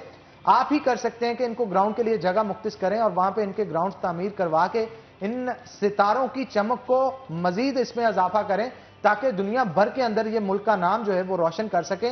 तो हमारी तो जनाब आपसे यही दरख्वास्त है। तो दोबारा चलते हैं इकरा की तरफ। इकरा, क्या कहेंगी आप, कोई जब बजट आपको फ्राहम नहीं किया गया, आपने कोई दरख्वास्त नहीं की इंतजामिया के साथ, जनाब मैं नेशनल चैंपियन हूं, मैं फलां मुल्क में जाके फलां चैंपियनशिप में हिस्सा लेना चाहती हूं, मुझे कोई मदद की जाए, मेरी ट्रेनिंग के लिए ये सामान मुझे चाहिए होता है, वो भी प्रोवाइड किया जाए। किसी किस्म की आपने पुकार नहीं की उनसे? जी बिल्कुल, हमने दरख्वास्त दी थी, ना सिर्फ अपने लिए बल्कि जो हमारा कैंपस है, मैं नेशनल चैंपियन हूँ और जूनियर चैंपियन हूँ। फर्स्ट जो फैसलाबाद की एक ही जूनियर चैंपियन है वो मैं हूँ। अच्छा। और मेरे नाम पे एक क्लब भी बनाया गया, इकरा नाज के नाम से क्लब बनाया गया वुमेन क्या का। बात है। और उसके लिए हमने फंड्स का काफी कहा था, उन्हें दरख्वास्त भी दी थी, लेकिन कोई सुनवाई नहीं हो रही। और ना ही कोई कह रहा है कि बच्चे अगर आपको कैंप बनाया है, जो है हमारी डिपार्टमेंट जो है साइकिलिंग की एसोसिएशन की, उसको कोई भी फंड नहीं दिया जा रहा है, एसोसिएशन को नहीं दिया जा रहा, तो हमारे क्लब को क्या दिया जाएगा? अच्छा, यहाँ पे एक सवाल मेरे जहन में आया, आप नेशनल चैंपियन हैं साइकिलिस्ट की, तो जब आप अल्टीमेटली चैंपियनशिप में हिस्सा लिया होगा, बहुत सारे और भी शहरों से बच्चे आए होंगे, उन्होंने भी उसमें हिस्सा लिया होगा, सबके साथ इंटरेक्शन भी आपकी होगी, तो क्या आपने उनसे पूछा कि उन्होंने जो साइकिल परचेज किए हैं वो खुद से परचेज किए हैं या गवर्नमेंट की तरफ से उनको भी कोई हेल्प थी? यानी पूछने का मकसद ये है कि हमारे शहर फैसलाबाद का ये हाल है या ऑल ओवर दी पाकिस्तान सारी लोग इस तरह के स्पोर्ट्स में किसी किस्म का ध्यान ही नहीं दिया जा रहा? नहीं, खैबर पख्तूनख्वा जो है वो माशाल्लाह बहुत अच्छा चल रहा है। वहाँ पे जो साइकिलिंग एसोसिएशंस हैं वो बच्चों को खुद से जो उनको फंड्स आ रहे हैं उससे परचेज करके दे रहे हैं बच्चों को, ताकि जिनकी परफॉर्मेंस अच्छी है वो मजीद परफॉर्मेंस अपनी बेहतर बना के इंटरनेशनल लेवल तक जाके अपनी परफॉर्मेंस जो दिखाएं। यानी खैबर पख्तूनख्वा में किया जा रहा है लेकिन पंजाब में नहीं किया जा रहा। इसके पीछे क्या वजह है? मतलब पंजाब में क्यों नहीं हो पा रहा? यहाँ पे टैलेंट अगर ज्यादा है तो इनको सहूलियात भी उस मुताबिक देनी चाहिए, लेकिन नजरअंदाज किया जा रहा है। जी बिल्कुल इसी तरह है, क्योंकि फैसलाबाद में हालांकि जो पंजाब की टीम बनती है उसमें से 70% जो बच्चे होते हैं, यानी कि 6 लोगों की एक टीम होती है, उसमें 5 या 4 बच्चे फैसलाबाद के होते हैं। अरे जनाब, फिर भी इसके बावजूद अगर आप फंड्स नहीं प्रोवाइड करेंगे, आप इनको ग्राउंड्स नहीं देंगे, आप इनको मौके फराम नहीं करेंगे, तो किस तरह से ये अपना नाम रोशन कर पाएंगे? और दूसरे मुल्कों की अगर बात की जाए, वहां पे इतना टैलेंट मौजूद हो तो वहां पे तो स्टूडेंट्स जो होते हैं, वहां के जो एथलीट्स होते हैं, वो अपने मुल्क का नाम दुनिया भर के अंदर रोशन करते हैं। गुज़श्ता दिनों के अंदर मेरा, जब कोविड-19 से पहले की बात करता हूँ, इत्तफाक हुआ, गट्टी स्कूल है यहाँ पे लड़कियों का, वहां पे जाने के लिए वहां पे कुछ स्पोर्ट्स के इवेंट्स चल रहे थे। उनकी प्रिंसिपल के साथ और मुतलका डिप्टी एजुकेशन जो हैं उनके साथ मेरी जब गुफ्तगू हुई, उन्होंने बताया कि यहाँ पे बहुत सारी अनगिनत स्टूडेंट्स ऐसी हैं जिन्होंने बॉक्सिंग में मेडल्स दिए, जिन्होंने रेसिंग में मेडल्स दिए, जिन्होंने फुटबॉल में मेडल्स दिए, जिन्होंने क्रिकेट के मैदान में मेडल्स दिए, जिन्होंने बास्केटबॉल में मेडल्स दिए और जिन्होंने हॉकी के अंदर मेडल्स दिए। और इतना टैलेंट वहां पे मौजूद होने के बावजूद अगर वहां पे सहूलियात का देखा जाए तो फुकदान इस कदर ज्यादा है कि वहां पे जब सहूलियात ही आप नहीं देंगे, वो बच्चे, वो लड़कियां स्कूलों से निकल के किस तरह नेशनल लेवल पे खेलेंगी, किस तरह इंटरनेशनल लेवल पे खेलेंगी? बहुत सारी लड़कियों ने सूबाई लेवल पे खेला, इंटरनेशनल लेवल पे भी खेला और नेशनल लेवल पे भी खेला, लेकिन उनका कहना था कि अपने बलबूते पे उनको स्पोर्ट किसी तरह से नहीं। जी बिल्कुल, आपने गट्टी स्कूल की बात की, मैं गट्टी स्कूल से हूँ। अरे क्या बात है, ये मुझे इल्म नहीं था, लेकिन आपने अब बता दिया है, तो इसका मतलब यही है कि गट्टी स्कूल में अब टैलेंट बहुत ज्यादा है और इस चीज को ब्रीफ आप अच्छे से कर सकती हैं क्योंकि आप वहां से हैं, आपको पता होगा कितने प्लेयर्स हैं। और आपने मेडल्स की बात की है, तो मैं साइकिलिंग जब कर रही थी तो फर्स्ट डिवीजन जो थी उसमें मैंने खेला, तो मैंने ब्राउन लिया था। गट्टी स्कूल की तरफ से खेला था और ब्राउन हुई थी। बाद में गट्टी स्कूल की तरफ से जो स्कूल का डिस्ट्रिक्ट और डिवीजन लेवल हुआ था उसमें मैं चैंपियन हूँ, डिस्ट्रिक्ट में भी और डिवीजन में भी। अच्छा, गट्टी स्कूल में मैंने एक चीज नोट किया है, पोटेंशियल बहुत ज्यादा है वहां पे। लड़कियां, मुझे लगता है स्टूडेंट्स कम और एथलीट्स ज्यादा हैं, कुछ ऐसा ही है, आप क्या कहेंगे इस सवाल? जी बिल्कुल, वहाँ पे स्पोर्ट्स जो है काफ़ी अच्छी तरीके से चलाई जा रही है, लेकिन जो परफॉर्मेंस बच्चों की है वो बहुत ही अच्छी है। और वहाँ पे जो फैसिलिटीज़ हैं वो उनके लेवल की नहीं है, क्योंकि वहाँ पे जो चीज़ें मिलती हैं वो सिर्फ जब इवेंट होने वाला होता है या इवेंट मुनक्कद हो गया तब चीज़ें प्रोवाइड की जाती हैं। बाद में जो चीज़ें हैं वो उनको लॉक कर दिया जाता है कि बच्चे अभी नहीं यूज़ करनी है, जब आपका जब इवेंट इवेंट आएगा दोबारा उस वक्त आएगा तब करेंगे, हमारे पास इतने बजट नहीं है कि हम दोबारा खरीदें चीजों करके को। दे। तो नाज़रीन, इसी गुफ्तगू को आगे बढ़ाएंगे। ईशा और इकरा हमारे साथ मौजूद हैं, बड़ा जबरदस्त सेशन इनके साथ चल रहा है, लेकिन एक छोटी सी ब्रेक के बाद कहीं मत जाइएगा, हमारे साथ रहिएगा।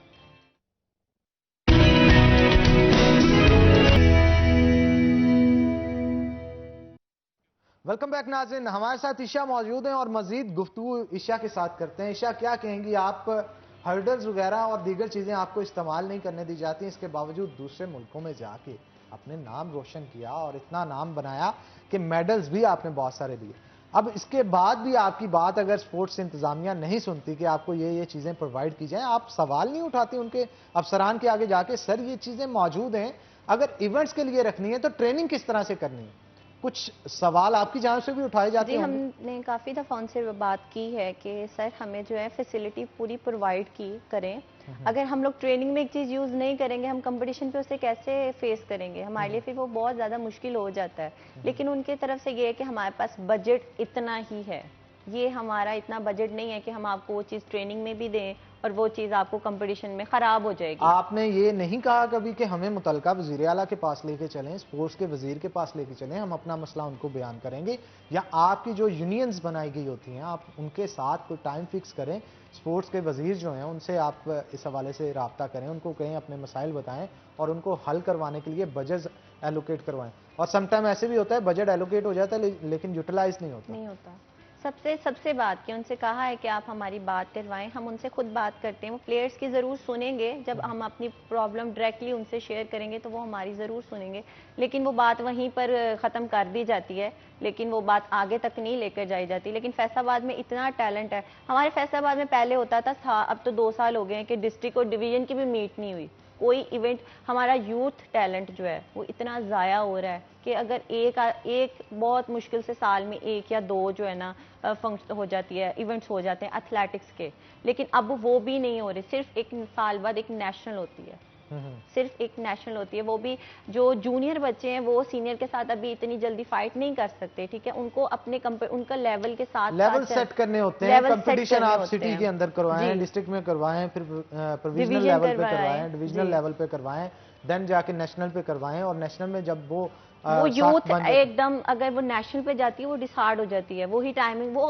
स्टेप बाय स्टेप दोबारा दिल भी नहीं करता। बिल्कुल, वो डिसहार्ड हो जाती है कि वो हमसे शायद बहुत ज्यादा आगे, हम नहीं कर सकते उनको। इनका एक लेवल होता है कि पहले स्कूल लेवल, कॉलेज, फिर डिस्ट्रिक्ट, डिवीजन, जूनियर लेवल, फिर देन सीनियर लेवल। अच्छा, ये नेशनल इंटरनेशनल लेवल पे आप परफॉर्म करके आई हैं, बहुत सारी कंट्रीज के अंदर आपने जब रेसिंग के अंदर हिस्सा लिया, सबसे ज्यादा प्रोफेशनलिज्म किस कंट्री के स्टूडेंट्स में आपको नजर आया, या किस कंट्री के एथलेटिक्स के अंदर आपको नजर आया? मुझे श्रीलंका में। श्रीलंका में उनकी क्या खास बात थी, क्या ऑब्जर्व किया आपने, और कुछ देख के भी तो सीखता है? एक तो उनका बिहेवियर, उनका परफॉर्म का तरीका, मतलब अभी साउथ एशियन में गई हूँ, नेपाल में सबसे ज़्यादा मेडल इंडिया से ज़्यादा श्रीलंका के थे। उनका प्रोफेशनल तरीका, उनकी कोचिंग और हर चीज़ उनकी बेस्ट थी वहाँ पर, कि उनको हर चीज़ प्रोवाइड की जाए। इवन कि उनके साथ डॉक्टर्स भी थे, हमारे साथ डॉक्टर्स यहाँ से सिर्फ एक गया था, हालांकि उनकी हर टीम के साथ, मतलब अगर वो बॉक्सिंग है, एथलेटिक्स है, फुटबॉल है, हर टीम के साथ एक डॉक्टर जाता है, हमारे साथ सिर्फ एक ही डॉक्टर गए थे। ये चीज़ भी हमें वहाँ पर काफ़ी प्रॉब्लम्स होती है। सम टाइम ऐसे होता है कि एथलेटिक्स में उनकी ज़रूरत होती है, लेकिन उसी टाइम पे कहीं और इवेंट भी हो रहा होता है, वहाँ पर भी उनकी ज़रूरत है। फिर इस चीज़ को बहुत ज़्यादा हम लोग भी फील कर रहे थे कि हमारे पास वो फैसिलिटीज़ नहीं है जो उनके पास है। फिर हम कहते हैं कि जी हम लोग मतलब पाकिस्तान के पास इतने मेडल्स नहीं आते, पाकिस्तान के पास कैसे आए जब आप लोगों ने प्लेयर्स को मतलब पूरी फैसिलिटीज़ नहीं देनी, तो वो कैसे आपको मेडल दे? फिर भी वो आपको मेडल्स दे रहे हैं, फिर भी सारे चैंपियन नेशनल के जो इंटरनेशनल भी मेडल। अच्छा, ये भी फिर एक किस्म की वैसे हमने आदत डाल दी है कि आप फैसिलिटीज ना दें, हम आपको मेडल्स ला के देंगे। दे जाते हैं। फिर भी फैसलाबाद इस चीज़ में लकी है कि सारे चैंपियंस जो है वो फैसलाबाद के। एथलेटिक्स में जितने भी चैंपियंस हैं, चाहे वो स्प्रिंटर हो, लॉन्ग रेसर हो, वो फैसलाबाद के। और फैसलाबाद में एथलेटिक्स को ज़रा भी प्रमोट नहीं किया जाता। अगर हमारे पास 10 साल बाद हमें एक ट्रैक दे दिया है ना, उसकी हालत बहुत ज़्यादा ख़राब है कि इवन के वहाँ पर नेशनल मीट नहीं करवा सकते क्योंकि वो प्रॉपर ट्रैक नहीं है, वहाँ पर हाई जंप की डी नहीं बनाई हुई वहाँ पे। अच्छा, अगर ये तमाम सहूलियात दी जाएं तो हम नेशनल चैंपियनशिप भी अपने शहर के अंदर मुनक्कद करवा सकते हैं और बड़ा अच्छे इवेंट्स यहाँ पे हो सकते हैं। लेकिन अभी वहाँ पर जो है फैसलाबाद के ट्रैक पर नेशनल मीट नहीं हो सकती क्योंकि वो प्रॉपर ट्रैक नहीं है। वहाँ पर हाई जंप नहीं हो सकता, वहाँ पर पोल वाल्ट नहीं हो सकती, वहाँ पर लॉन्ग जंप ट्रिपल जंप की ट्रेनिंग नहीं हो सकती। इवन कि वहाँ पर मतलब रेसिंग के लिए उसके जो मार्क्स हैं वो तक खराब हो चुके हैं, वो प्रॉपर बनाया ही नहीं हुआ, डी नहीं बनाई गई हुई वहाँ पर जहाँ पर हाई जंप होता है वो नहीं बनाई गई। और रन अप एरिया जो है लॉन्ग जंप का वो बहुत कम है। अगर प्रोफेशनल बंदा वहाँ पे ट्रेनिंग भी नहीं कर सकता, वो इसलिए क्योंकि उसका रन अप एरिया लंबा होता है। ट्रिपल जंप का है, मतलब कि हाई लॉन्ग जंप के टेक ऑफ बोर्ड से 11 मीटर पीछे होती है ट्रिपल जंप की जो टेक ऑफ बोर्ड की जो टेक ऑफ बोर्ड होता है, फिर पीछे रन अप ही नहीं बचता। प्रोफेशनल बंदा वहाँ पर ट्रिपल जंप भी नहीं कर सकता, उनको उतनी स्पेस ही नहीं जब मिलेगी, हमारे पास जगह ही नहीं है। किस तरह से हम इन चीजों को कैसे जो है वो कबूल करेगा। और अच्छा, चैंपियंस भी हाई जंप की चैंपियन भी लॉन्ग जंप की चैंपियन भी वो तो फैसलाबाद की है। ये चीज देखें कि हमारे पास अभी फैसिलिटीज बिल्कुल नहीं है, फिर भी चैंपियन फैसलाबाद की है। ये अब उन कमिश्नर साहब को चाहिए कि वो बिल्कुल गौर करें इस चीज़ पर कि हमारे पास अगर तो बना दी गई है लेकिन उस पर फैसिलिटीज नहीं दी गई। एक फीमेल को तो बिल्कुल नहीं दी गई। फीमेल अब बाहर जाकर तो ट्रेनिंग नहीं कर सकती, लड़कों की तरह वो रोड पर नहीं कर सकती, उसको एक स्पेसिफिक जगह चाहिए, उसको पूरा माहौल वो चाहिए, सिक्योरिटी चाहिए, फिर जाकर वो ट्रेनिंग कर सकती है। हमारा मुआशरा ऐसा नहीं है कि जो ये लड़कियों को बाहर इंडोर आउटडोर ट्रेनिंग है वो इंडोर ही करें तो वो। और जब मेंटली बंदा रिलैक्स नहीं होगा, जितनी मर्जी सहूलतें हों, वो उसको यूटिलाइज नहीं कर पाएगा। जब तक वो खुद सिक्योर फील नहीं करेगा, एक फीमेल जब तक खुद सिक्योर नहीं फील करेगी वो अच्छा परफॉर्म नहीं कर पाएगी। हमारे साथ इकरा भी मौजूद है, इनसे भी मजीद गुफ्तगू करते हैं। इकरा, साइकिलिस्ट के हवाले से अगर खास तौर पे बात की जाए तो स्टेमिना बढ़ाने के लिए डाइट का भी आपको बड़ा ख्याल रखना पड़ता है। डाइट किस तरह की यूज करते हैं आप? असल में डाइट की बात की जाए तो हमें अभी तक कमिश्नर साहब के जो हैं उनसे हमने कहा था कि हमें डाइट्स दी जाएं, फंड्स दिए जाएं, रिफ्रेशमेंट दी जाए, वो नहीं देते हैं। तो हम अपने बलबूते पे कर रहे हैं। जो हमारे पास मनी होती है, पॉकेट मनी देते हैं बाबा, उससे हम अपने जो थोड़ी बहुत कर लेते हैं अपनी जो, हालांकि हमारे पास इतनी फैसिलिटीज़ भी नहीं है फिर भी हम चैंपियन हो रहे हैं। तो हमें उन्हें दें वो हमें, ताकि हम अपने परफॉर्मेंस जो बेहतर बना सकें। क्योंकि अगर आपको कोई फंड्स दिए जाएंगे, आप अपने ऊपर लगाएंगे, अपनी डाइट को बेहतर करेंगे, साइकिल्स अपने मेंटेन रखेंगे, तो आपको उतनी अच्छी ट्रेनिंग मिलेगी। और जब अच्छी ट्रेनिंग मिलेगी तो वर्ल्ड वाइड आप जाके परफॉर्म करेंगे, आपकी परफॉर्मेंस जो है वो इंक्रीज होगी। जी ऐसे ही है, क्योंकि जितनी अच्छी अपनी डाइट करेंगे हम उतने अच्छे हम परफॉर्मेंस अपनी दिखा सकेंगे। लेकिन जब साइकिल चलाते हैं हम तो हमारी टांगे पुल हो जाती हैं, फूल जाती हैं, मसल्स एक दूसरे के ऊपर हो जाते हैं। जी बिल्कुल ही, फिर साइकिल नहीं चलता तो बंदा वहीं पे गिर जाएगा। साइकिल पे पैडल जो होते हैं वो हमारे जब जोर लगाते रहेंगे आपकी बॉडी के अंदर एनर्जी नहीं होगी तो उससे फिर अल्टीमेटली काम खराब होगा। और एनर्जी लाने के लिए आपको डाइट अच्छी चाहिए होती है, आपको नट्स चाहिए होते हैं, आपको फैट्स अच्छे चाहिए होते हैं, आपको प्रोटीन चाहिए होती है, आपको कार्बोहाइड्रेट्स चाहिए होते हैं, आपको माइक्रो न्यूट्रिएंट्स चाहिए होते हैं, आपको मैक्रो न्यूट्रिएंट्स चाहिए होते हैं। ये तमाम चीजें आपको तभी मिल सकती हैं जब आप कोई अच्छी डाइट ले रहे हैं। लेकिन अच्छी डाइट के लिए भी अच्छे खासे पैसे दरकार होते हैं और गवर्नमेंट की तरफ से वो दिए नहीं जाते। और एक ऐसी लड़की जो कि एक एवरेज घराने से उठ के आके एथलीट बनना चाहती है, मेरा ख्याल है उसके लिए मुश्किल नामुमकिन हो जाता होगा। जी बिल्कुल ऐसे ही है। तो आप क्या कहेंगी, गवर्नमेंट को क्या इनिशिएटिव लेना चाहिए? एक स्टूडेंट पे कितना खर्चा आ जाता है महीने का अगर एवरेज निकाला जाए? ये जो गेम है, गेम में हमारी डाइट्स जो हैं वो काफ़ी कॉस्टली होती हैं। हमारी जो चीज़ें हैं, साइकिल है, उसकी पार्ट्स जो हैं वो काफ़ी कॉस्टली होते हैं। वो बैरूनी ममालिक से आते हैं, यहाँ से नहीं मिलते हैं। तो गवर्नमेंट जो है वो जो नेशनल चैंपियन है उसको तो कम अज़ कम मंथली 20,000 देना चाहिए। जी ऐसे देने चाहिए ताकि वो अपने रिफ्रेशमेंट परफॉर्मेंस को इंक्रीज कर सकें, रिफ्रेशमेंट कर सकें, डाइट को बेहतर कर सकें। ईशा, आप क्या कहेंगे इस सवाल से? मैं तो कहूँगी कि सबसे पहले कि उन्हें जो है ना प्लेयर्स की डाइट पे बहुत ज़्यादा फोकस करना चाहिए। उनकी अच्छा, आपकी डाइट क्या है? पहले पूछ लेते हैं जनाब की डाइट क्या है, और डाइट के हवाले से ही फिर मैं सवाल करूंगा कि कितना खर्चा आता है, गवर्नमेंट क्या करती है क्या नहीं करती। आप रोजाना की बुनियाद पे क्या खाते हैं? मैं रोजाना की बुनियाद पे एग्स, प्रोटीन भी लेनी होती है, कार्ब्स भी लेने होते हैं हमने, और हम जो लोगों ने खवातीन ईशा की तरह बनना चाहती हैं जनाब, जरा नोट कर लें कि ईशा क्या क्या यूज करती हैं रोजाना, ताकि आप भी ईशा की तरह फिट दिख सकें। मैं मेरी डाइट से सेम ही है, मतलब सारे एथलीट जैसी है, एग लेकिन वाइट्स लेती हैं एग आप? वाइट्स लेती हूँ मैं, ओट्स लेती हूँ मैं, ओट्स खाती हैं? ओट्स भी खाती हूँ, ठीक है। और फ्रूट्स यूज करती हूँ, जूस, शेक, और खाना जो घर में बन रहा है वो भी मतलब 1-2 बजे वो खाना लेकिन होता है। ऑयली ज्यादा और ऑयली इस तरह- चीजें बिल्कुल बंद कर देते हैं, क्योंकि जब ट्रेनिंग तब हमें सांस का थोड़ा सा इशू होता है। फिर राइस मैं बिल्कुल नहीं खाती, बंद कर देती हूँ। जब कंपटीशन होने हो तो 6 माह पहले बंद कर देती हूँ वो चीज़। यानी देखें जी, ईशा जो है वो आपके माइक्रो न्यूट्रिएंट्स और इलेक्ट्रोलाइट्स फ्रूट से लेती हैं। जी बिल्कुल। प्रोटीन आपके एग से मिल रहा है इनको, और चिकन भी यूज करती चिकन होंगी। भी यूज करती और हैं, उसके nuts साथ use साथ करते हैं। कार्बोहाइड्रेट्स के लिए बेहतरीन सोर्स जो है वो ओट्स यूज करती हैं, बिल्कुल। दलिया यूज करती हैं दूध के साथ, और इसके साथ साथ वेजिटेबल्स का इस्तेमाल भी Vegetables करती हैं।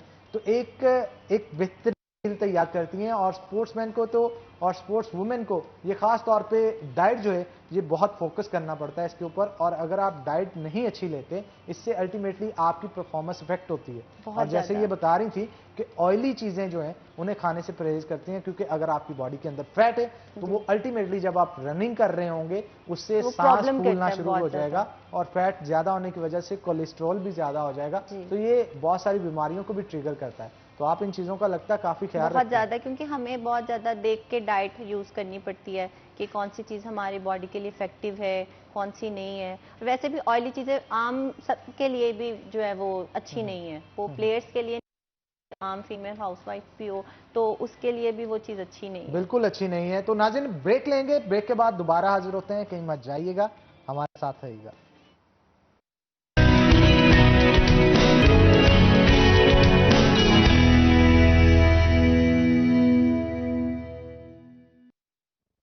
वेलकम बैक नाज़रीन, ब्रेक के बाद खुश आमदीद। ईशा हमारे साथ मौजूद हैं, मजीद गुफ्तगू उनसे करते हैं।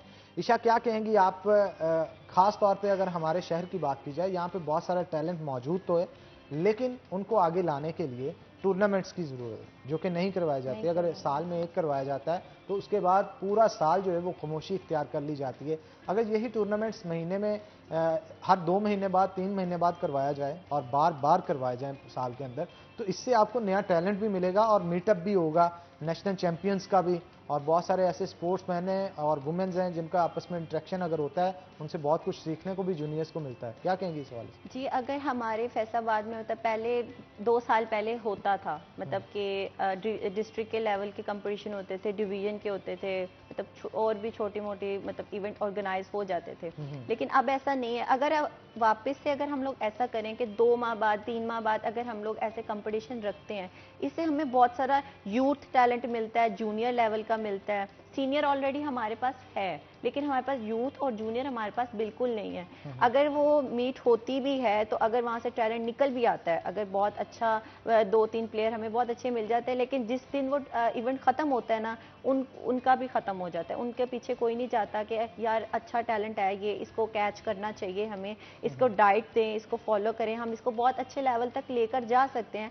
लेकिन कोई भी इस चीज़ पर काम नहीं करता, कोई भी। ये काम होते हैं स्कूल लेवल से। आप स्कूल लेवल से एक एथलीट तैयार करके लेकर जाओ, स्कूल से college, district, division, junior, then senior player build up ऐसे होता है। लेकिन हमारे यहाँ पर फोकस इस चीज़ पर नहीं किया जाता। साल बाद एक सिर्फ नेशनल होती है, वो भी 33 नेशनल गेम्स जो अब हुई हैं वो भी 4 साल बाद हुई हैं गेम्स। तो वो प्लेयर्स को वो एक एम नहीं मिलता, एक उनको होता नहीं है कि ठीक है हो जाएगा, अभी 4 माह पड़े, 5 माह पड़े। यही हमें हो कि 3 माह बाद हमारा कंपटीशन है, हमने 3 माह पहले जो टाइम किया हमने इम्प्रूव करना है, तो कैसे नहीं हमें चैंपियंस मिलेंगे?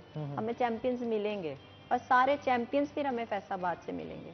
ठीक है, यानी आपके कहने का मकसद है कि इन प्रोजेक्ट्स को शुरू करना चाहिए ताकि आपको इन पे बहुत ज़रूरी है काम करना। अगर हम नहीं करेंगे ना तो हमारे पास टैलेंट जो है ना हमारा बहुत आगे भी ज़ाया हो रहा है और हो जाएगा ये ज़ाया ना, क्योंकि हमारे पास पीछे यूथ टैलेंट है ही नहीं है। यूथ भी नहीं है हमारे पास, जूनियर भी नहीं है। जो जूनियर गिने चुने जो लोग हैं वही इस्तेमाल हो रहे 5-6 हैं। जो लोग हैं वही नेशनल रिप्रेजेंट करते हैं, वही इंटरनेशनल को रिप्रेजेंट करते हैं। हमारे पास पीछे हमारी बैकबोन नहीं है कोई भी। जूनियर और यूथ हमारी बैकबोन होती है, हर कंट्री की एक बैकबोन होती है, लेकिन हमारी वो नहीं है क्योंकि हमारे पास टैलेंट ही नहीं है। अगर आप क्या कहेंगे इस हवाले से, जो हमारा टैलेंट है नया, उनको फाइंड आउट नहीं किया जा रहा, और फाइंड आउट अगर कर भी लेते हैं तो यूटिलाइज नहीं ठीक तरीके से कर पाते। आप क्या कहेंगे इस सवाल? जी बिल्कुल, जो गेम्स हैं उनमें जूनियर्स का और जो न्यू जनरेशन आती है उनका बहुत ही एक बड़ा रोल होता है, क्योंकि उन्हीं वजह से जो अपनी टैलेंट जो है वो आगे लेके जाएंगे। तो एक ग्रुप बनाया जाए जो गेम खेल रहे हैं, उनमें से जो बच्चे ज़्यादा टैलेंटेड है, जिनके पास ज़्यादा फोकस है, वो उनका एक ग्रुप बना दिया जाए, उनके कैंपस लगाए जाएं, उनको डाइट्स दी जाएं, ताकि वो ज़्यादा यूटिलाइज हों और जो उनमें से भी अच्छे निकले उनको इंटरनेशनल खिलाया जाए। आगे आगे जो हमारे पाकिस्तान के जो प्लेयर्स हैं वो मज़ीद चैम्पियन बन के उभरें और पाकिस्तान का नाम रोशन करें इंटरनेशनल जाके, कि पाकिस्तान के बच्चे आए थे, उन्होंने नेशनल भी खेली, इंटरनेशनल भी खेला और चैंपियन होके जा रहे हैं या गोल्ड मेडल होके जा रहे हैं, तो कितने फ़ख्र की बात होगी ये पाकिस्तान के लिए। पाकिस्तान के लिए ये फ़ख्र की बात होगी, और इंशाल्लाह हम दुआ भी करते हैं और उम्मीद भी करते हैं कि इमरान खान साहब भी इस हवाले से फोकस करेंगे। लेकिन इमरान खान के हवाले से पूछ लेता हूँ, स्पोर्ट्स वुमेन्स भी बहुत ज़्यादा साथ देती थी मेंस के साथ साथ, कि इमरान खान साहब अगर आएंगे तो बहुत बेहतरियाँ आएंगी।